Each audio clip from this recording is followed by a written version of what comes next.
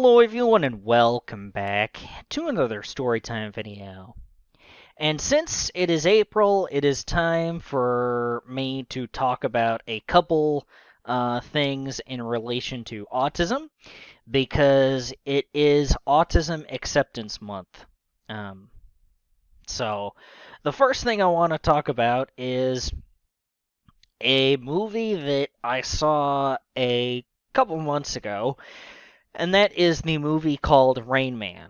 Now, I want to answer the question, how accurate is Rain Man? Now, bear in mind, Rain Man came out in the late 80s. So, of course, they didn't know as much about autism as they do today. Um, so, uh, I I try to keep that in mind when I think about how accurate Rain Man is. And I would encourage you to keep that in mind as well as I talk about this. Now, so the basic plot of the movie is uh this this guy who is living in California. Um his dad, who lives in Ohio, he dies, and the main character realizes that um, he would have to split the inheritance and that he wouldn't get all the inheritance, and he had no idea why. So he figures out that he goes to Ohio to try to get more answers and figure it out, and also to attend his father's funeral. And all the while, he figures out that he has an older brother who is autistic, and he didn't know about this older brother beforehand. And um, so uh, he's trying to take his brother back to California with him, and his brother is uh, stimming really hard throughout certain parts in the movie, like really bad in certain parts, like almost ridiculously so. But I'm not. I don't want it to seem like uh it's annoying or anything, because I get that you can't really help that necessarily. So um and yeah. So based on my experiences, and whenever I look at something like that where the focus is autism and all that, even if it's not necessarily the primary focus, like in this movie, I try to think about my experiences and how I have been growing up knowing that I had autism ever since I was 8 years old, and uh, being a teenager that knew that they had autism, as well as, of course, being an adult. But um, so between the what my college professor that I had at the tech school would call it a superpower, basically what his brother's superpower, which I forget the characters' names now. I'm just bad with names at first, okay? Raymond, that's his name, Raymond. But yeah, Raymond um is good at counting. He can count phenomenally. So that is his superpower, and uh they figure that out when a waitress at one of these restaurants um drops a thing of toothpicks um, on the ground, and uh, she, well, there's 250 in that box, and um, she drops 246 of them. Turns out, and you don't know that there are 250 of them in that box until Raymond goes, "Oh, there's 246 of them," and and his younger brother at first, who doesn't necessarily believe that he would be good at all that, doesn't believe him because the waitress says that it's a box of 250 count. Well, there's 4 left over in the box. And one of the more iconic parts of that movie is when they go and get to Las Vegas because they're driving this whole way because Raymond is freaking out about flying and all this other stuff. He's like, well, that airline's unsafe, and that airline's unsafe, and that one's unsafe. And he tries to say, well, he does say that highways are unsafe and all that, which, yeah. But, uh, so the brother, well, I guess his name is Charlie. Um, I don't remember.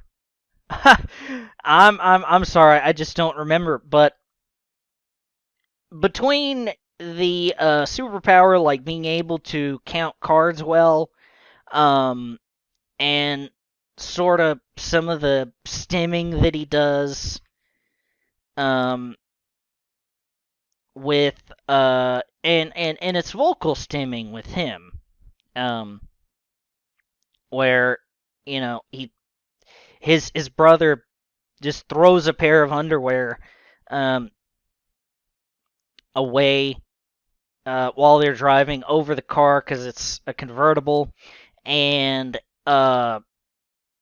Raymond keeps saying that he needs um, new underwear from a Kmart in Cincinnati, and because that's where he gets all his underwear, and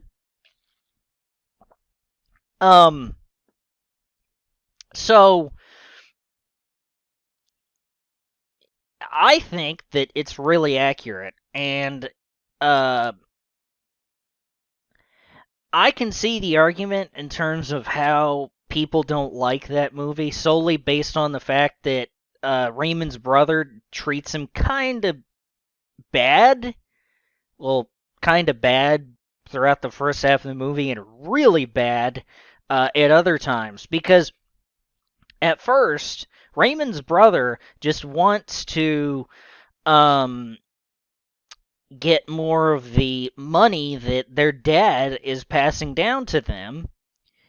But about halfway through, um, Raymond's brother is like, "Well, I want to take care of Raymond and all this other stuff," and uh, it's a good movie. It's not my favorite movie, and considering now I'm gonna circle back to, or not circle back, but coming back around to this, back from what we know in the 80s about autism, and so we knew a lot less about autism back then than we do now. Of course, 35, 40 years ago. Um, I'd say that it's pretty accurate. It's not 100% accurate, um,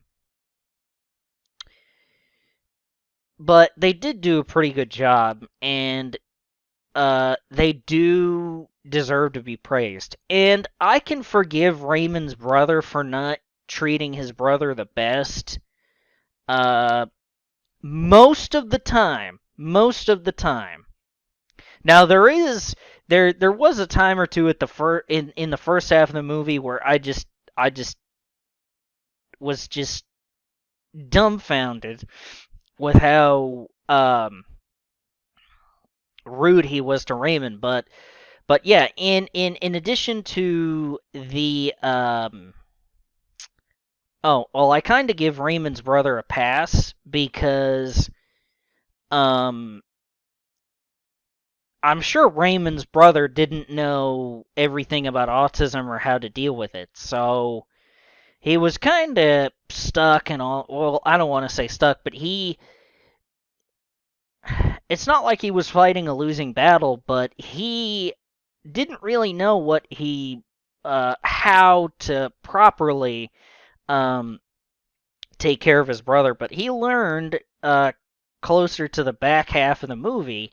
And by the way, too, Raymond's patterns, like wanting to eat the same thing on the same day of the week, or wanting to watch a show at a particular time, or needing to watch a particular show, and that they do that on a mobile television, or just kind of keeping Raymond occupied on the I don't want to call it an iPad because it's not an iPad, the mobile television that inevitably becomes an iPad. If I mean it just is what it is. That was basically an iPad before an iPad. So that's the best way that I can describe that if you haven't seen the movie before. But yeah, between the vocal stimming, the patterns, the superpower, the between those three things primarily, uh I think that the movie did a pretty good job at portraying autism, um especially considering what we knew back in the 80s about autism. Um, I'm sure that they could make a much better movie now if they were to remake it. But I'm not asking them to remake it. But yeah, I figured that I would talk about that since I was thinking about that recently, and I haven't seen other people's videos on this, or if other people have made videos on this. I'm sure that they have, but I haven't watched them, so this is purely my opinion and how I feel about how accurate the movie Rain Man is. If you haven't seen it before, I highly recommend that you watch it. Whether you watch it online or you buy a DVD copy or whatever, I really recommend that you watch it, especially if you are like me, and that part of the reason why I was interested in Rain Man was to see how well they would do with autism. And, like, 95% of it is pretty accurate, especially for the 80s. But yeah, that will do it for me today.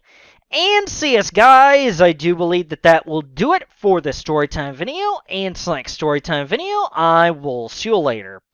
Goodbye, guys. Thank you all for watching.